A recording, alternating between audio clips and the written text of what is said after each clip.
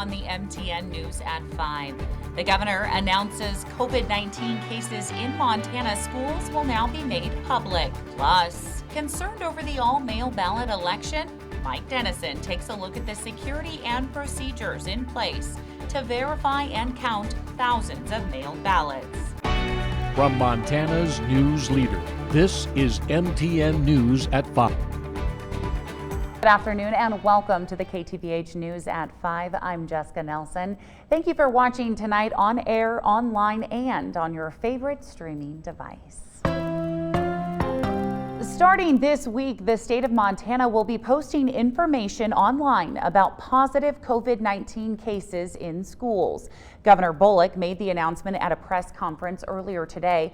Data will be provided on all K through 12 and higher education schools in the state, including private institutions. The school's name, number of positive cases, and county where it's located will all be included. However, there will be no reporting on schools that have under 10 students attending in order to protect privacy. This is a system that protects student data in small schools while also providing a basic level of information and the transparency and the trust that parents in our community need. The data will be reported every Wednesday on the DPHHS website. OPI Superintendent Elsie Arntzen criticized the move on social media, saying it would increase the risk of exposing personally identifiable medical information. Well, Helena Public Schools has updated the sports spectator plan. Starting today, home student athletes will continue to be provided with 2 spectator passes.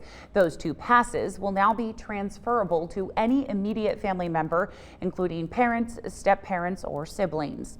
The school district also announced they will give 1 spectator pass to each visiting student athlete, which will allow each event to stay at or below the 250 spectator cap set by state guidelines. Pass lists will need to be provided by visiting teams prior to any out-of-town fan admission to a Helena school activity, and all spectators will be required to abide by social distancing and other rules set by Helena Public Schools. Switching gears now to our forecast, we are all wondering when the smoke is going to go away. Yeah, me too. When the fires stop, that's when the smoke is going to go away. Smoke was a little bit better here today. The air quality was a little better with a front that kind of came down from Canada last night, but still have some active wildfires. Not much growth on the Montana wildfires. There are some bigger fires into Idaho and, of course, Washington, Oregon, and California. We still have that area of low pressure off there of the coast of Washington and Oregon, and that's steering a lot of that smoke right up here into Montana. The steering currents have now taken the smoke from the western United States, and smoke is being seen as far away as Europe right now. The smoke, yeah, the air, it still stinks, and it's not going away really anytime soon. I'll let you know when the west will get a little wetter. That will help out wildfires here in Montana, but also Idaho, Oregon, Washington, maybe California. And planning ahead for this weekend, a little sunnier on Sunday. Hint, hint, hint. More of the forecast coming up. Thanks, Curtis. Montana is on tap to conduct an all-mail general election in most of its 56 counties, and ballots are scheduled to be mailed out in about 3 weeks. Yesterday, MTN chief political reporter Mike Dennison explained how to know if and when you will be receiving a mailed ballot and the details of voter registration. Today, he takes a look at the security and procedures in place to verify and count thousands of mailed ballots. In 46 of Montana's 56 counties, ballots will be mailed to all registered voters on October 9th, along with absentee ballots in the other 10 counties, which will also have polling places open on Election Day. Soon after that October 9th date, mailed ballots whose postage is prepaid will start pouring back in to county election offices. That's when local election officials start the verification process for those ballots. They check the signature on the outer envelope to see if it matches up with the signature on that person's voter registration. I think a lot of people get confused and think basically we're just checking, is this name the name that's signed? But there's a lot more to that. We're looking at the overall character of the signature, the slant, the way the letters are formed. We're looking for, if it's slightly different, is it an explainable difference? If the signature doesn't seem to match, or if there is no signature, the voter is contacted by mail. For the ballot to count, the voter must provide the proper signature and ID. Many of these problems are resolved, but some are not. During the all-mail ballot primary election in June, less than 1% of returned ballots were not counted because of signature problems. Each envelope also has a unique barcode assigned to that specific registered voter. That tracks whether you voted and is another security step to prevent anyone from voting more than once. Once a ballot is verified, election workers open this outer envelope and take out the unmarked secrecy envelope, which contains the actual ballot. These envelopes are stored in a locked room until it's time to count the ballots. In larger counties, on the Thursday and Friday before the election, October 29th and 30th, election workers start opening these envelopes to unfold the ballots and prepare them for counting. The tabulation by machine starts on Monday, November 2nd, the day before Election Day. Most of the mailed ballots are counted that day, but results aren't released until after 8 p.m. on Election Day. Cascade County Clerk and Recorder Rena Fontana Moore in Great Falls says this entire process is pretty much what county election officials have been doing for more than 2 decades when they count absentee ballots and local all-mail elections. County election administrators say the process is well vetted and that all-mail ballots this general election just means a bigger volume. Most ballots cast in Montana elections, even polling place elections, are mail ballots. Even when we have polls open, most people have been voting absentee. So the system has been tested. It's been tested for years, and we haven't seen voter fraud happen through this system. Missoula County Election Administrator Bradley Seaman said this election will be his county's 5th consecutive all-mail election. He says he's looking forward to it and to a record-high turnout, just like in the primary. There are 2 lawsuits filed by Republican Party groups and voters trying to block the all-mail election in Montana based on several grounds. A federal judge will hear those lawsuits next Tuesday. In the meantime, election officials in 46 counties are proceeding full steam ahead with plans for the all-mail election. Reporting from Helena, Mike Dennison, MTN News. The counties that will still have polling places on Election Day are Mineral, Powell, Fergus, Stillwater, Carbon, Broadwater, Petroleum, Powder River, Treasure, and Webo. Well, Democratic gubernatorial candidate Mike Cooney reported his latest fundraising numbers, and they are not small. Cooney, who's locked in a close battle with Republican Greg Gianforte, said he raised $670,000 in the past month. That pushes his total campaign fundraising to $2.5 million, including $1.4 million in the past 3 months. Still, Gianforte is the fundraising leader for the campaign. Gianforte had raised about $2.8 million from donors as of mid-August and put another $2.5 million of his own money into the campaign.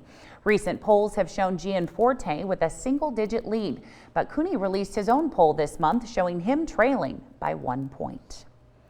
Are you looking for more stories and resources on the 2020 election? Download the KTVH app on streaming devices like Roku, Apple, Amazon Fire, or Android television. You can watch fact checks of campaign ads and other stories on demand. And if you missed this weekend's Secretary of State candidate debate, you can watch an encore presentation tonight and tomorrow at 8:30 p.m. For detailed instructions on downloading and installing the app, go to ktvh.com/streaming.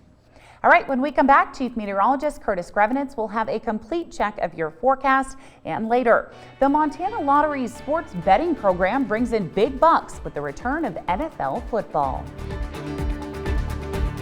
My name is Jessica, and I'm an anchor for KTVH News. These are my boys, Harvey and Fletcher. We have been reading together since the boys were just babies. That's why this year we donated to the Scripps Howard Foundation Give a Child a Book campaign. If you would like to help and donate as well, you can head to our website to find out how your donation helps children right here in Helena. Storm Tracker weather starts now with Chief Meteorologist Curtis Grevenitz. All right, welcome back, everybody. Air quality a little bit better. I know it doesn't look like much out there. Still a lot of smoke. Temperature of 74. At least it's comfortable outside, with the exception of the breathing situation. Highwood Mountains once again obscured by all of that smoke out there, although better air quality in Great Falls. 69 degrees, light east wind 7 miles per hour. Look at the locations that are moderate air quality. Still not good, but at least we're not unhealthy like most areas west of the divider. We had this little front come down through the state yesterday evening through the overnight hours, and that brought in some cooler Canadian air. Look at that. How often is it that much warmer in Butte, America than it is over in Helena and also around the Bozeman area? So with the marginally healthier air here east of the divide, we're not under an air quality warning anymore, but west of the divide, you bet here. That going through tonight into tomorrow, likely continuing for most of Friday. Speaking of Friday, a fire weather watch is precursor to a red flag warning, and this could have implications on that State Creek fire that is just to the northeast of Butte, to the southwest of the Boulder area. No precipitation. We certainly could use some here. Let's take a look at some of the fires here around the state. Not much news from the Bridger Foothills fire, which is a good thing. No news is good news sometimes. Containment continues to go up, but not really any activity. Still a little smoldering interior pockets here. The State Creek fire, not much activity either. We're up to 50% containment. This one, though, again, likely to grow in a little bit of some wind coming through on Friday. The Drumming fire, really no activity on this fire as well. The Cinnabar one, this has been around for a while. We're up over 2,600 acres, but again, no activity really on this fire. 67% contained. And the Bear Creek fire, this one down in the Beaverhead Mountains, over 12,000 acres, 85% contained. Little to no activity. So where is some of the smoke that we're seeing coming from? Well, a few big fires here in central and western parts of Idaho. There's one fire, 80,000 acres. That's been chugging out a lot of smoke here over the last several days. The big picture, what's left of Hurricane Sally, has moved inland. It's producing some very heavy rain for parts of Alabama and Georgia. We could use some of that rain here. Still have that area of low pressure sitting off the coast for Thursday and Friday, meaning a lot of this smoke will stick around here. This has been the pattern all week long, but that low finally comes inland here. Now Saturday and Sunday looks like we've got some really dense smoke overhead, but that'll be mixed in with some clouds and some moisture, so some cleaner air coming through Saturday and Sunday. But look what happens Monday and Tuesday. Still more of a southwest flow aloft here, so until we put out those fires in Washington, Oregon, California, and Idaho, the skies are going to continue to look like how it is out there. Mainly clear without clouds tomorrow. Still a lot of smoke. Friday, a couple of late evening showers and thunderstorms possible right closer to the Continental Divide. But there's Saturday. Scattered showers throughout the day on Saturday. Sunday, it's mainly the northern tier and earlier on that will have some showers. Some wind as well, hoping to push some of that smoke out. But dry conditions Monday, Tuesday, and Wednesday, and that smoke likely gets thick once again by Wednesday at the latest. Here's the forecast for tonight. Down into the 40s here for many locations, a few 30s. A lot of Montana was in the 30s this morning, but not quite as cool for tomorrow morning. And here's the forecast for tomorrow.